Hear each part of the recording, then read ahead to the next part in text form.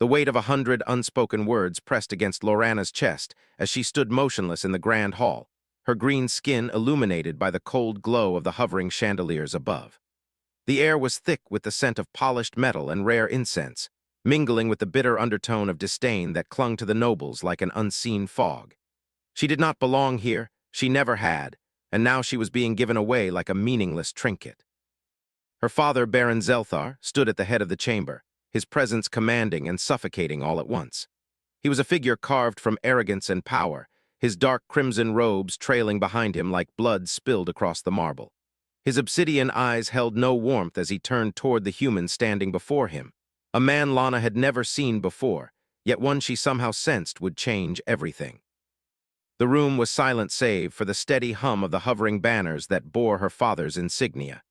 It was a mark of dominance, a declaration of rule over this sector of the galaxy, and tonight it was being used to seal a deal, one that involved her.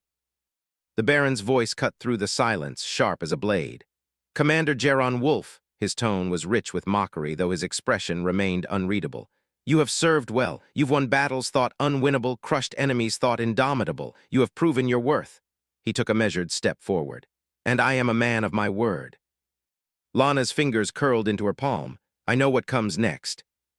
As promised, I present to you a prize worthy of your victories." He gestured toward her without a glance. "My daughter, Lana." The weight of every gaze in the room turned to her in unison. A pulse of heat crawled up her spine, but she kept her face neutral, her expression carved from the same cold stone as the pillars around her. She had been trained for this, to be silent, to be still, to accept what was given and taken without resistance. She was not a person in their eyes. She was a symbol, a transaction, a reward. A murmur rippled through the nobles. Amusement, curiosity, pity.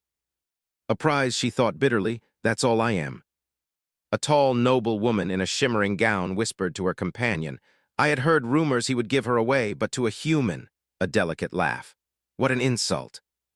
Another voice, older, rougher. "Not an insult. A test. Let's see how long before he regrets accepting such a useless thing." Lorna's stomach twisted. She had no voice to defend herself, no way to silence them. She felt the Baron's gaze settle on her now, his patience razor-thin. He had never looked at her as a father should, not with love, not even with duty-only resentment. To him, she was a failure, a firstborn who could never lead, never command, never carry his legacy. A wasted lineage. She did not know what was worse, the hatred in his silence or the fact that she had grown used to it. She wanted to look away, but she knew better. Looking away would be seen as weakness. She was tired of being weak, so she forced herself to lift her chin, her long white hair cascading over her shoulders as she met his gaze, a silent act of defiance. The Baron's smirk deepened. He turned back to the human. "She does not speak, she cannot, but that should not matter, she will obey." A chuckle rippled through the nobles. Lana's chest tightened. "They think I feel nothing, that my silence means I do not understand their cruelty. They are wrong." And then, for the first time, she really looked at the man standing before her, Commander Geron Wolf. He did not laugh, he did not sneer, he did not even react to the Baron's taunts. He was tall, broad-shouldered, battle-worn, and completely unreadable.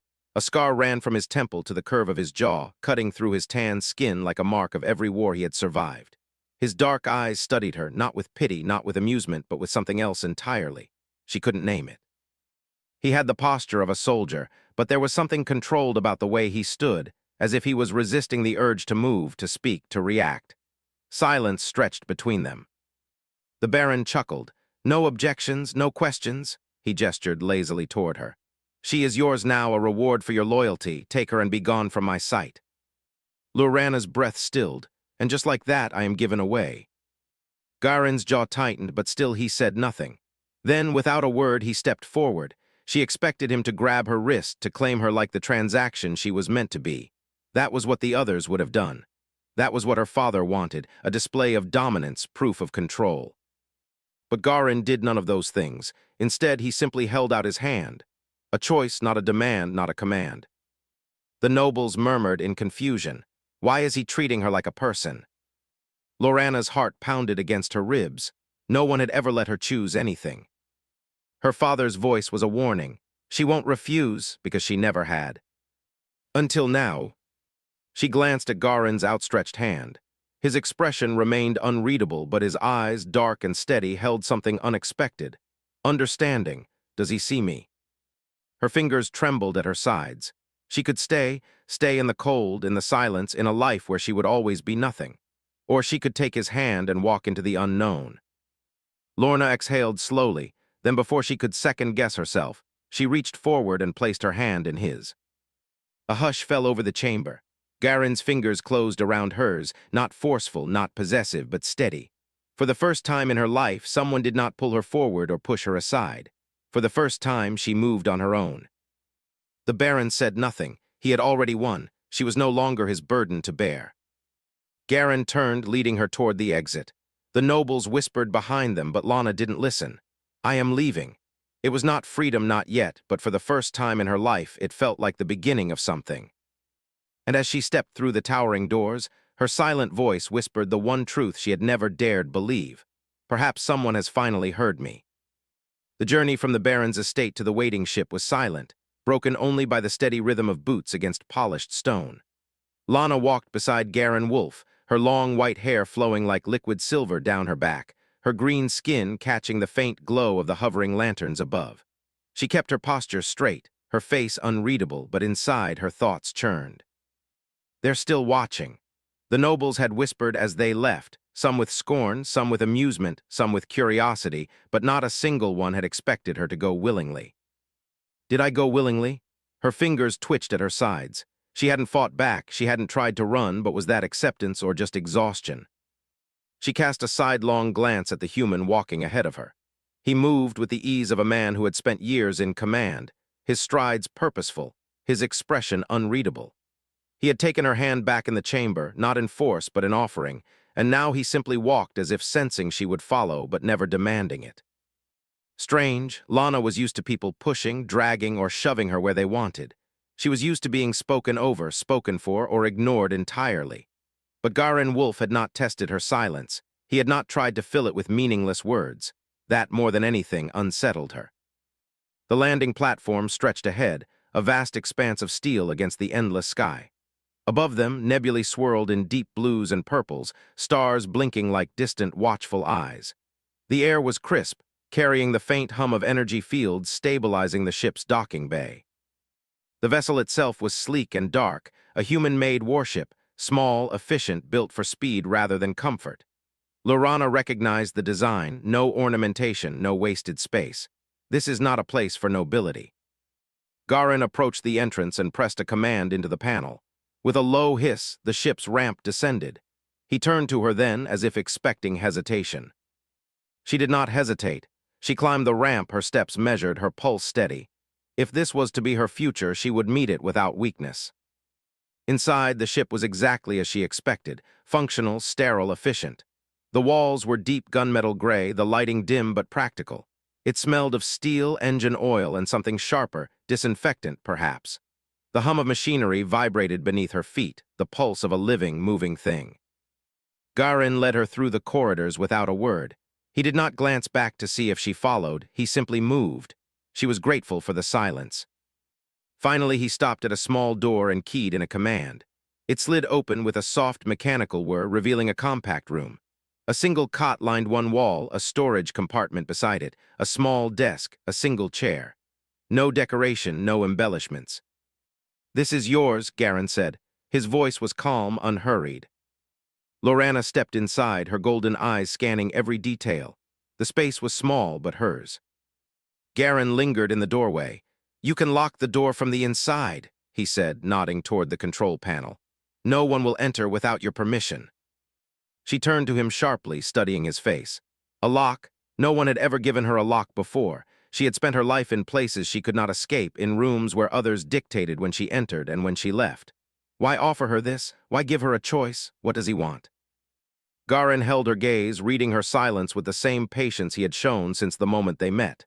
Then he simply said, "You don't trust me." Not a question, a fact. Lorana did not answer. He nodded as if her silence was enough. "Get some rest," he said. "We leave orbit in an hour." And then he turned and walked away.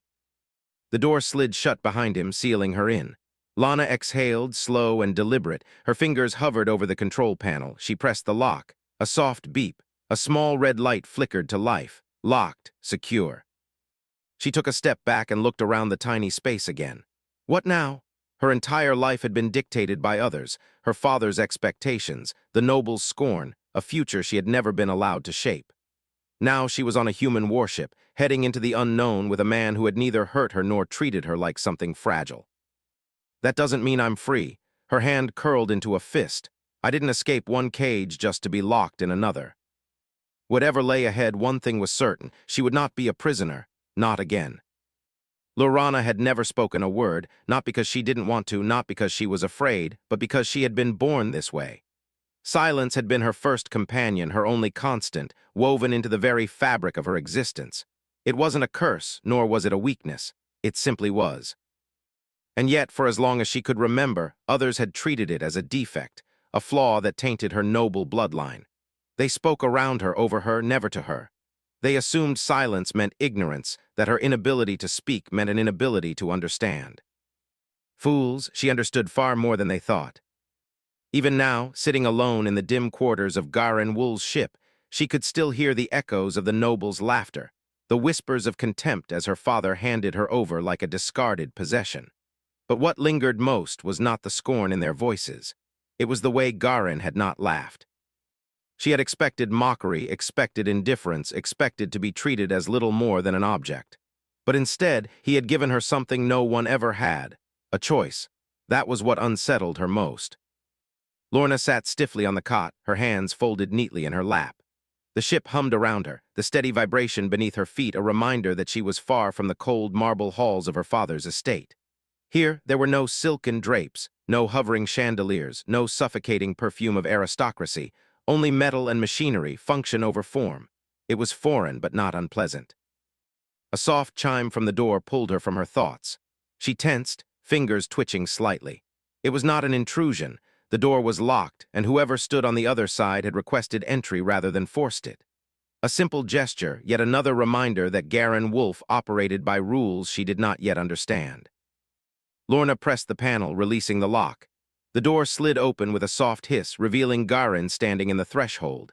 He was dressed as before, dark, practical clothing, no unnecessary ornamentation, a soldier's attire.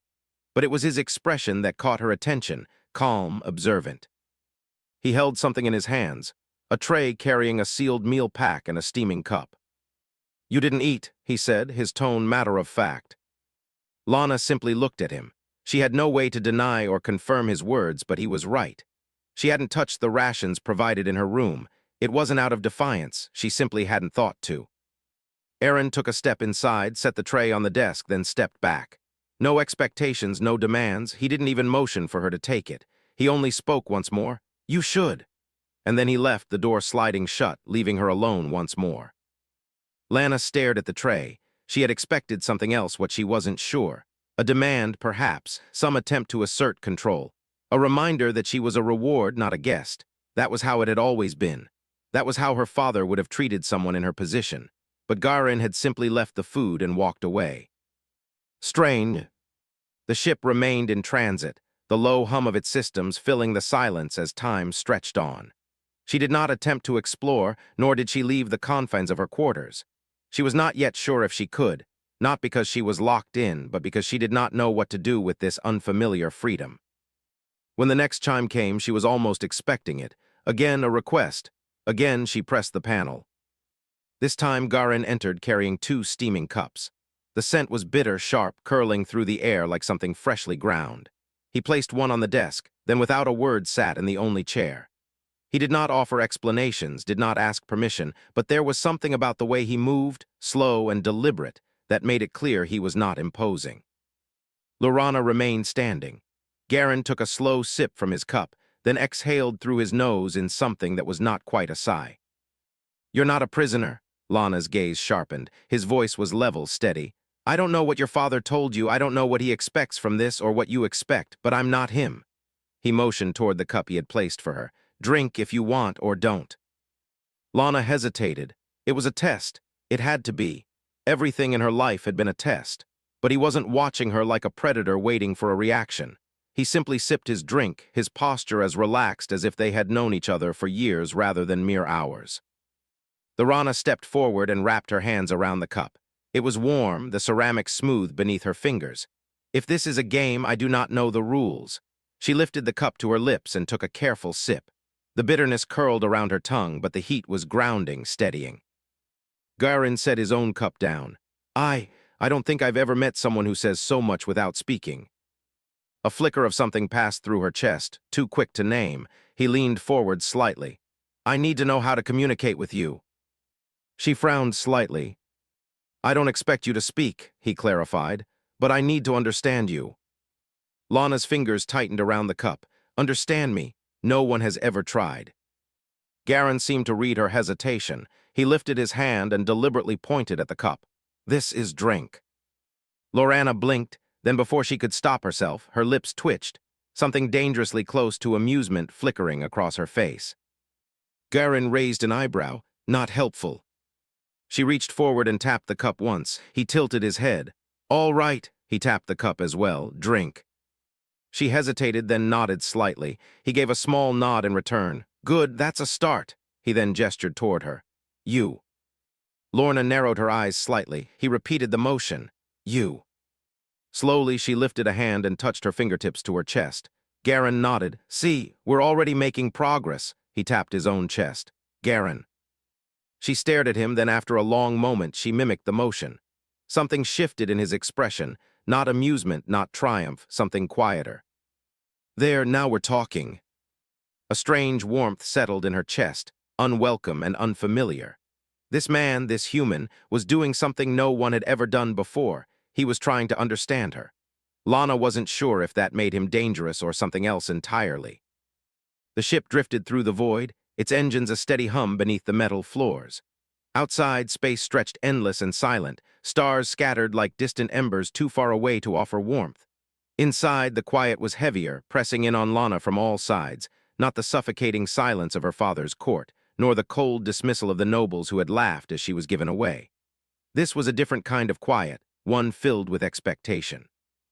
Garin Wolf was watching her. He wasn't staring exactly, but his gaze was steady, thoughtful, as if he was trying to solve a puzzle he didn't yet understand. She had seen that look before, but never directed at her. No one had ever bothered to try understanding her. She sat across from him in the ship's mess hall, a small, practical space designed for efficiency rather than comfort. The overhead lights cast a muted glow, making the cold metal seem softer than it was. A tray of untouched food rested between them, a mirror of the one he had left for her earlier. She hadn't eaten then. She wasn't sure if she would eat now. Garin took a slow sip from a metal cup, the warmth of the drink curling into the air between them. He didn't speak right away, didn't try to force conversation, and yet somehow the silence between them wasn't uncomfortable. Finally, he exhaled, setting the cup down with a quiet clink. You know, he said, voice low and steady, I've worked with plenty of people who don't say much, some because they prefer it that way, others because they don't have a choice. His eyes flickered to her, measuring her reaction. But you say everything without speaking at all. Vera studied him, unreadable. She wasn't sure how to respond to that, if she should respond. She had no words to offer, only the language of movement, of stillness, of the small shifts in her posture that most overlooked. Garin leaned back slightly, his expression thoughtful. I've been trying to figure out how to communicate with you, he admitted. You understand me fine, but I don't want to rely on that alone. She raised a brow, tilting her head slightly. He smirked. Yeah, I caught that. You do that when you're curious. Lana stilled. No one had ever pointed out the things she did, the small gestures, the shifts in her expression. She hadn't realized they were even noticeable. Garin took another sip of his drink, watching her over the rim of his cup. I need to know what works for you, how you can tell me what you need, what you want. She didn't react outwardly, but something in her chest tightened. She had never been allowed to want before. Lorna lowered her gaze to the tray in front of her, untouched food carefully arranged in small compartments. Is that what this is? A test. She reached out slowly, fingers grazing the edge of the tray, then hesitated. Garin didn't press her, didn't tell her to eat, didn't push the tray closer. He just waited. That, more than anything, made her decision for her. She picked up one of the nutrient bars, examining it carefully before taking a small, measured bite. The taste was bland but not unpleasant, functional, efficient, like everything else on the ship.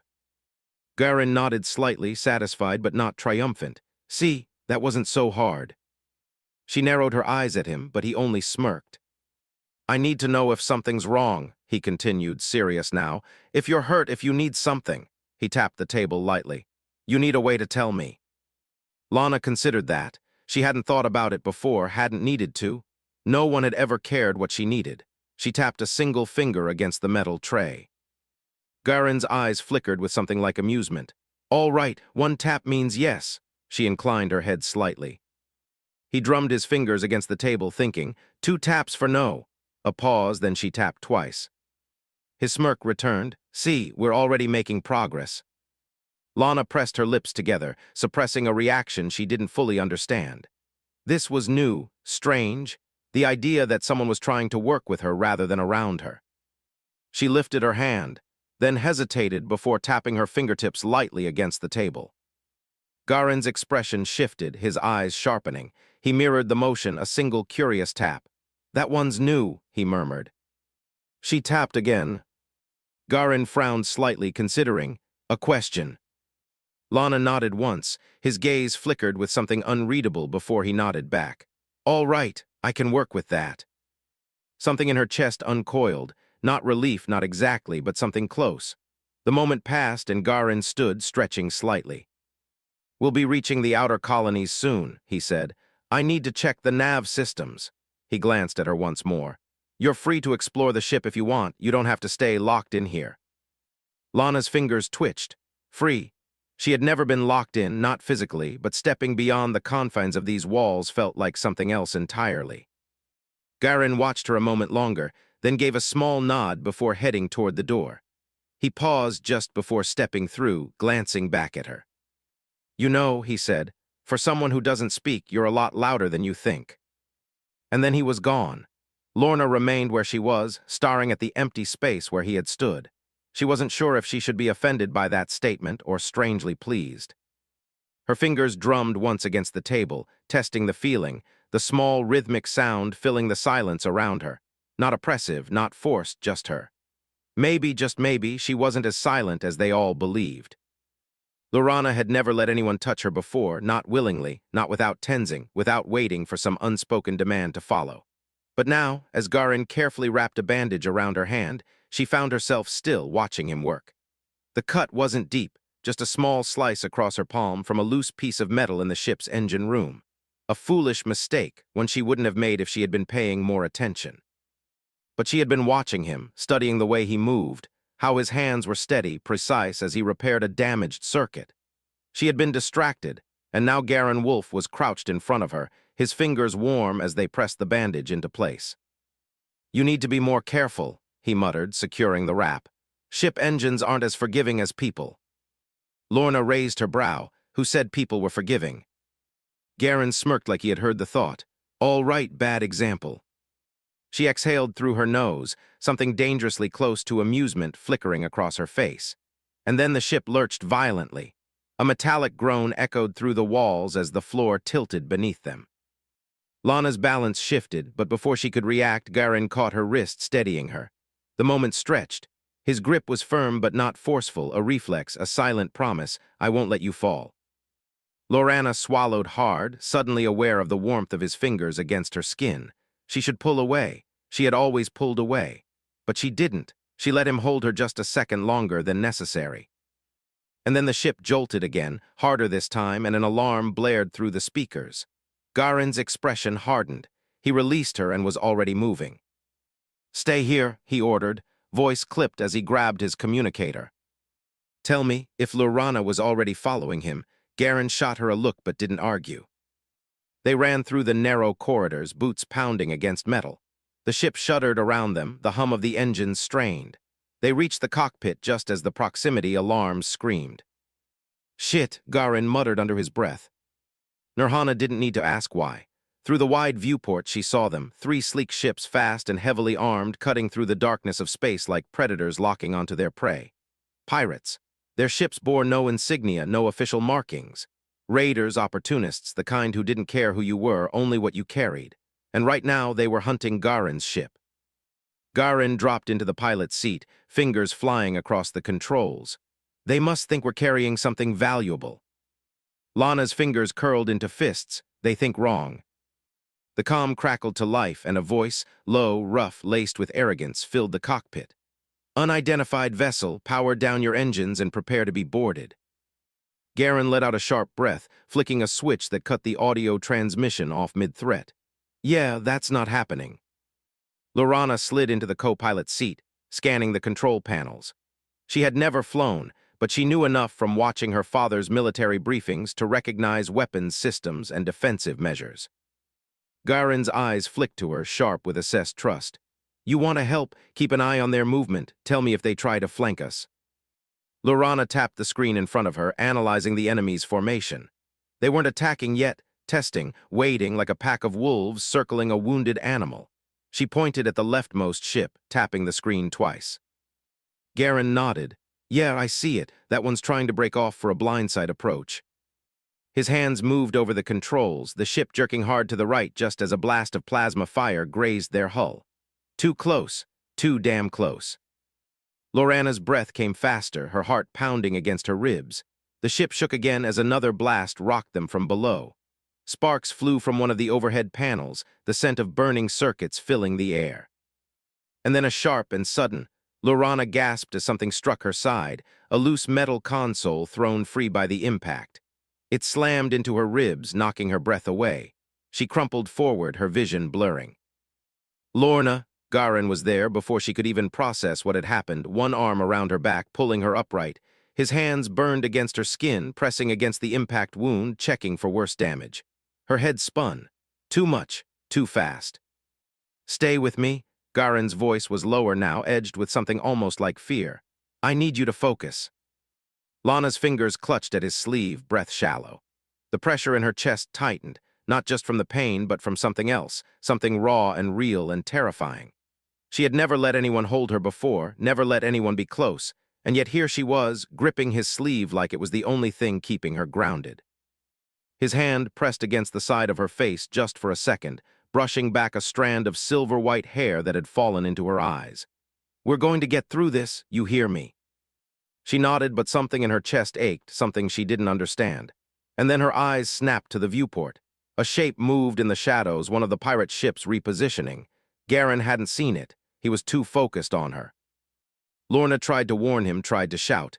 His mouth opened, but nothing came out. His heart was pounding. He tried again. His throat was on fire. The attacker went on the offensive, and then, Garen. The name ripped from his throat, raw and sharp, echoing in the narrow space. Garen turned instantly, parrying the knife just in time. His expression barely had time to change from surprise. He drew his gun and fired. The shot found its mark. The attacker collapsed, motionless. Silence, a heavy, weighted silence. Lana froze, her own breath echoing loudly in her ears. Her chest rose and fell.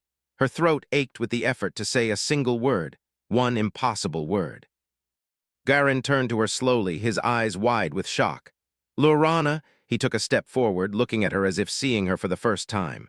You spoke. She swallowed. He tried to do it again, but no sound came out. His throat was irritated, his whole body trembling from the effort, but it didn't matter. He had done it. He had spoken. Garen's expression softened. When he spoke, his voice was calm, steady. I heard you. And for the first time in his life, he believed it. The ship drifted through deep space, the wreckage of the pirate vessels floating lifelessly behind them. The battle was over, the immediate danger had passed, but Garen knew better than to relax just yet. Lorna was still standing near the viewport, her fingers absently brushing against her throat. She had spoken a single word, but it had changed everything. He could see it in the way she held herself now, still cautious, still guarded, but no longer trapped. A soft beep echoed through the cockpit. Incoming transmission. Garen's jaw tightened. He flicked a switch, bringing up the comm screen. An incoming vessel, no pirate markings, no criminal signatures. This wasn't another threat. This was the law. A cold voice filtered through the speakers. Unregistered vessel, this is Marshal Devon of the Outer Rim Authority. Your ship's distress signal was detected. You are within our jurisdiction. State your status. Garen muttered a curse under his breath. Of course. Lorna turned slightly, watching him. Garen hit the comm switch. Marshal, this is Captain Garen Wolf. Situation is contained. Pirates attempted to board my ship unsuccessfully. A pause, then the marshal's voice again, sharper this time. "Wolf, you again." Lana's eyes flickered with curiosity. The marshal continued, tone unreadable. "We're reading multiple life signs aboard your ship. Stand by for inspection." Garen sighed heavily and ran a hand down his face. "Looks like we're getting company," he muttered, shooting Lorana a sideways glance. "Try to look innocent." She raised an eyebrow. A few minutes later, a sleek black and gold patrol vessel pulled up alongside them. The docking clamps engaged, and with a sharp metallic hiss, the airlocks connected. The doors slid open. Marshal Devrin stepped onto the ship, flanked by two officers in dark, reinforced uniforms. He was tall, lean, and had the air of a man who had seen too much but still hadn't lost his edge. A blaster rested at his hip, but his hands remained loose, relaxed. He wasn't looking for a fight. His sharp, silver-gray eyes landed on Garen first. "You really don't know how to stay out of trouble, do you?" Garen crossed his arms. "Trouble seems to find me." Devan's gaze flicked to Lana. He studied her for a moment, his expression unreadable. "And this one?" Lorana tensed. She felt Garen shift beside her, a subtle movement but one that placed him between her and the marshal. "She's with me," Garen said flatly. Devon's eyes narrowed slightly, but he didn't push. Instead, he glanced at the sealed cargo bay doors. "I assume that's where your pirates are." "They're alive, most of them anyway," Garen replied. Devon exhaled sharply. "Guess I should be grateful for that," he nodded to his men. "Secure the prisoners." The officers moved past them, weapons drawn but unnecessary. The pirates had been defeated before they even knew what was happening. As Devon turned back to Garen, his gaze lingered once more on Lorana. She held herself still, unreadable, just as she always had. "You got a name?" the marshal asked her. Lana hesitated, then slowly she lifted her hand to her throat. She parted her lips, tried to force the sound, but still nothing came. The marshal frowned slightly. His gaze flickered to Garen, as if expecting an explanation. "She doesn't talk," Garen said simply. Devon studied her a moment longer before finally nodding. "Fine." His tone was unreadable, but something about the way he looked at her said he wasn't convinced. Still, he didn't press the point. "We'll take the pirates off your hands," Dan said, turning back to Garen. "But next time try not to leave so much wreckage. Make space travel messy." "I'll do my best," Garen said dryly. The marshal gave a final glance between them before stepping back toward the airlock. "Take care of yourself, Wolf, and watch your back." Then he was gone. The moment the airlock sealed behind them, Garen exhaled, running a hand through his hair. "Well," he muttered, "that was fun." Lana remained silent, her mind still racing from the encounter. The marshal, the questions, the fact that for a brief second she had tried to speak again. She could still feel it, lingering at the edge of her mind, a voice waiting to be freed. Garen turned toward her, his voice quieter now. "You okay?" She met his gaze, then slowly, deliberately, she lifted her hand, pressed her fingers to her throat, then tapped once against the metal wall beside her. "Yes." Garen smirked. "Good." She turned away, stepping toward the viewport, staring out into the endless dark. The pirates were gone, the law had noticed them, and her voice was waiting.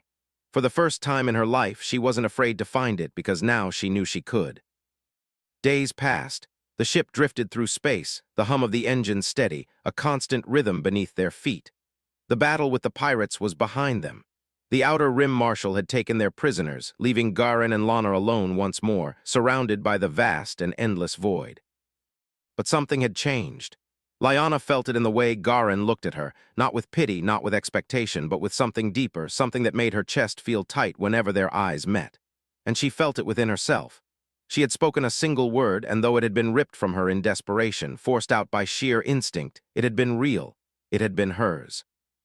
She had spent her life believing she would never have a voice, that she would never be heard. But now she knew the truth. She could speak. She just had to fight for it. And so she tried. When she was alone in her quarters, she pressed her fingers to her throat, willing the sound to come. Some nights she barely managed a breath.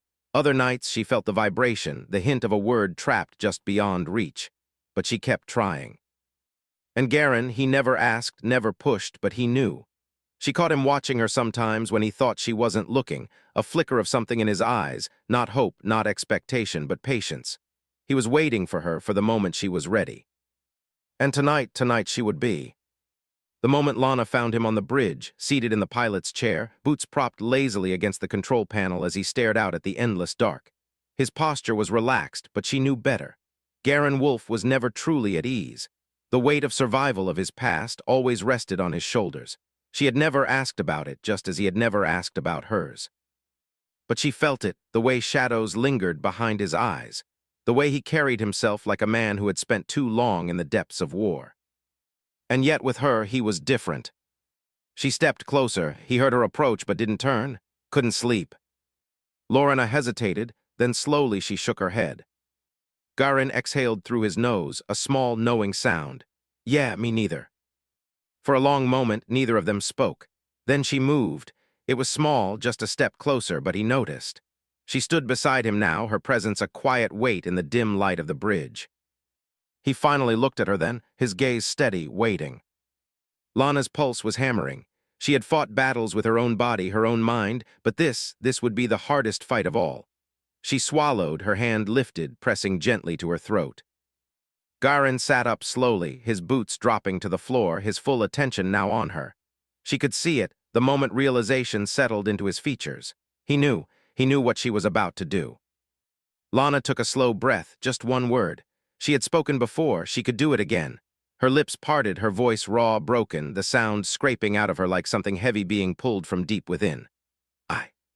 Garen didn't move, didn't breathe. Lorana's throat burned, her entire body trembling from the effort, but she wasn't stopping, not this time. She clenched her fists, forced air through her lungs, pushed. "El," the word cracked, barely more than a whisper, but it was real. Garen's eyes widened, his breath hitched. Lorna gasped for air, her body shaking, her heart pounding so fast she could barely hear past it. One more word. She forced herself forward, breaking through the silence that had ruled her for a lifetime. "You." The moment stretched into eternity. Then Garen moved fast, certain. His hands framed her face, rough and warm and real, pulling her toward him, and then he kissed her. It wasn't hesitant. It wasn't soft. It was fierce, desperate, like he had been waiting for this moment as long as she had been waiting for her voice. Lorana melted into it, into him, into the warmth of his touch and the solid weight of his presence. She had never been touched this way, not in control, not with meaning. Her hands gripped his jacket, pulling him closer, grounding herself in this moment, in this feeling.